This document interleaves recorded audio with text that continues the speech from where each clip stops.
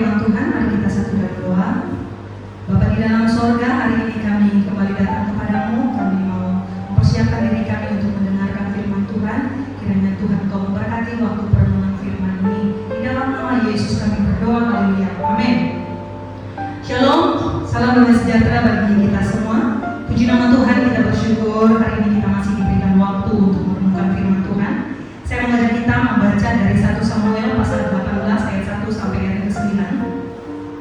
Demikian bunyi firman Tuhan. Daud dan Yonatan. Ketika Daud habis berbicara dengan Saul, berpadulah jiwa Yonatan dengan jiwa Daud, dan Yonatan mengasihi dia seperti jiwanya sendiri. Pada hari itu Saul membawa dia dan tidak membiarkannya pulang ke rumah ayahnya. Yonatan mengikat perjanjian dengan Daud karena ia mengasihi dia seperti dirinya sendiri. Yonatan menanggalkan jubah yang dipakainya dan memberikannya kepada Daud, juga baju perangnya, sampai pedangnya, panahnya, dan ikat pinggangnya. Daud maju berperang dan selalu berhasil kemana juga Saul menyuruhnya, sehingga Saul mengangkat dia mengepalai para prajurit. Hal ini dipandang baik oleh seluruh rakyat dan juga oleh pegawai-pegawai Saul. Ayat yang ke-6, tetapi pada waktu mereka pulang ketika Daud kembali sesudah mengalahkan orang Filistin itu, keluarlah orang-orang perempuan dari segala kota Israel menyongsong Raja Saul sambil menyanyi dan menari-nari dengan memukul rebana dan dengan bersukaria dan dengan membunyikan gerincing. Dan perempuan-perempuan yang menari-nari itu menyanyi berbalas-balasan, katanya, Saul mengalahkan beribu-ribu musuh tetapi Daud berlaksa-laksa. Lalu bangkitlah amarah Saul sehingga dengan sangat, dan perkataan itu menyebalkan hatinya. Sebab pikirnya, kepada Daud diperhitungkan mereka berlaksa-laksa, tetapi kepada aku diperhitungkannya beribu-ribu. Akhir-akhirnya jabatan raja itu pun jatuh kepadanya. Sejak hari itu maka Saul selalu mendengki Daud. Demikian jawab bacaan firman Tuhan kita hari ini. Kita akan merenungkan firman Tuhan ini dengan tema menjadi sahabat yang sejati. Bapak Ibu yang dikasihi oleh Tuhan Yesus Kristus, berkaitan dengan tema ini kita akan belajar 3 hal. Yang pertama, dasar persahabatan yang sejati. Kemudian yang kedua, faktor penyebab seseorang tidak bisa menjadi sahabat yang sejati. Kemudian yang ketiga, kita akan belajar bersama-sama tentang peran seorang sahabat yang sejati. Pada bagian pertama kita akan berbicara tentang dasar persahabatan yang sejati, yaitu tentang persahabatan antara Daud dan Yonatan. Saya mencatat ada 3 hal yang menjadi dasar dari persahabatan kedua orang ini. Dasar yang pertama ialah saling berpadu jiwa. Dalam ayat yang pertama di sana dikatakan berpadulah jiwa Yonatan dan jiwa Daud. Kata saling itu merupakan sebuah kata untuk menerangkan perbuatan yang saling berbalas-balasan. Sementara kata berpadu itu berarti terjalin begitu erat, terjalin begitu kuat dan tidak dapat dipisahkan. Jadi dapat kita simpulkan bahwa hubungan yang terjalin antara Daud dan Yonatan itu adalah hubungan yang begitu kuat dan melebihi hubungan seorang saudara kandung.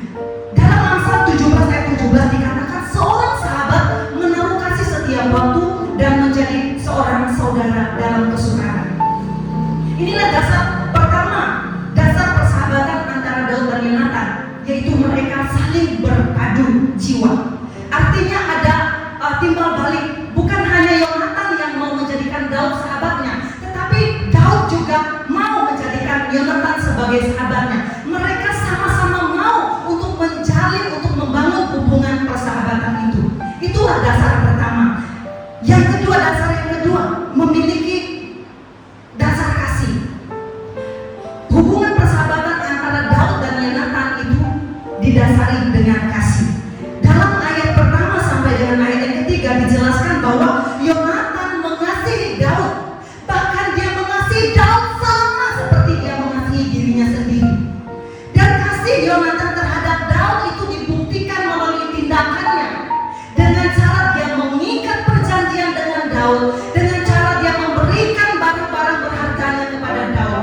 Dalam ayat yang keempat dijelaskan bahwa Yonatan menanggalkan jubahnya, memberikan baju perangnya, pedangnya, panahnya, ikat pinggangnya, semuanya dia berikan kepada Daud.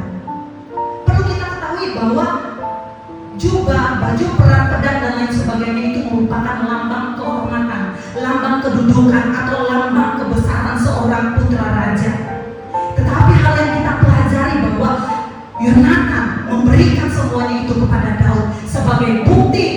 bahwa dia benar-benar mengasihi Daud dan dia mau menjadikan Daud sebagai sahabatnya.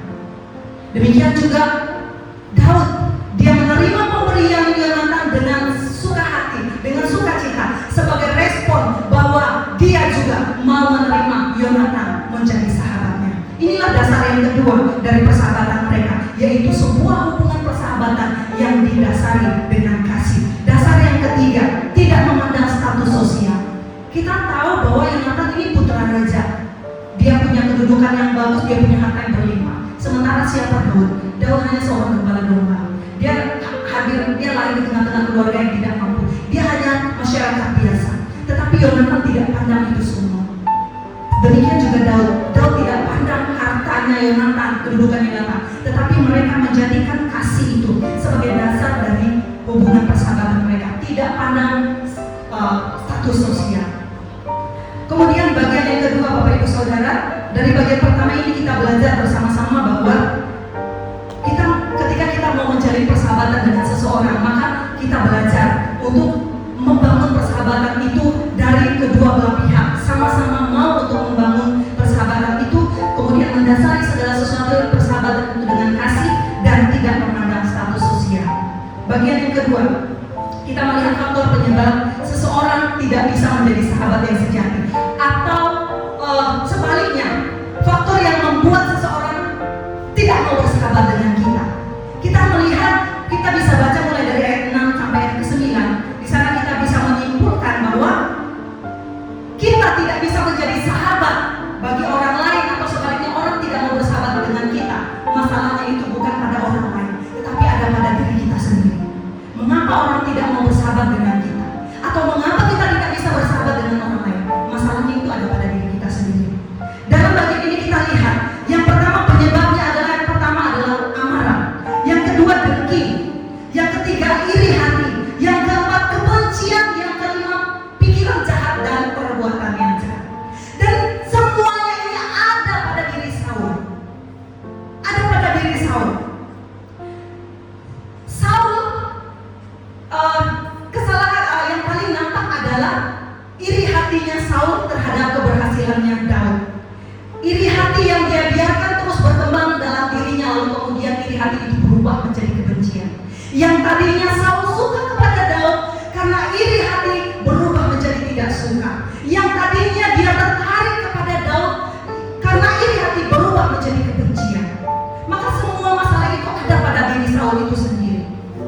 Dan kita melihat apa sih penyebabnya, mengapa Saul begitu benci kepada Daud. Ada beberapa alasan. Yang pertama, karena Daud selalu berhasil dalam hidupnya. Kemanapun Saul menyuruh dia pergi untuk berperang, dia selalu menang. Dia selalu pulang dan membawa keberhasilan. Yang kedua, karena Daud begitu dicintai oleh masyarakat, oleh rakyat-rakyat Israel. Yang ketiga, karena nyanyian rakyat yang berisi syair lebih meninggikan Daud ketimbang Saul. Mereka dalam syair itu dikatakan bahwa Saul mengalahkan beribu-ribu musuh, tetapi Daud berlaksa-laksa. Dan kemudian Saul menganggap bahwa Daud itu adalah ancaman bagi kedudukannya sebagai raja. Dia berpikir bahwa sewaktu-waktu bisa saja kedudukannya sebagai raja direbut oleh Daud. Maka hal-hal inilah yang membuat Saul begitu benci, begitu dendam, begitu marah, begitu iri kepada Daud, oleh karena keberhasilan diraih oleh Daud. Nah, Bapak Ibu Saudara, dari bagian firman Tuhan ini kita belajar bersama-sama bahwa untuk menjadi seorang sahabat, untuk membangun sebuah persahabatan, maka kita perlu belajar dari bagian ini supaya jangan sampai kita membiarkan iri hati, kemarahan, dengki, kebencian menguasai hidup kita. Bapak Ibu Saudara yang dikasihi oleh Tuhan kita Yesus Kristus, dari bagian kedua ini kita belajar, jika kita mau membangun sebuah persahabatan dengan seseorang, maka jangan pernah kita membiarkan iri hati, kebencian, kedengkian itu ada dalam hati kita. Karena itu hanya akan merugikan diri kita sendiri. Itu hanya akan membuat rusak hubungan kita, relasi kita dengan sesama kita. Maka jika ada di dalam hati kita terdapat kemarahan, kebencian, iri hati terhadap seseorang, kita minta supaya Tuhan bersihkan. Karena itu hanya akan membuat kita tidak bisa bersahabat dengan orang lain, dan cenderung membuat orang lain juga tidak mau bersahabat dengan kita. Kemudian yang terakhir, kita melihat dari firman Tuhan ini, kita belajar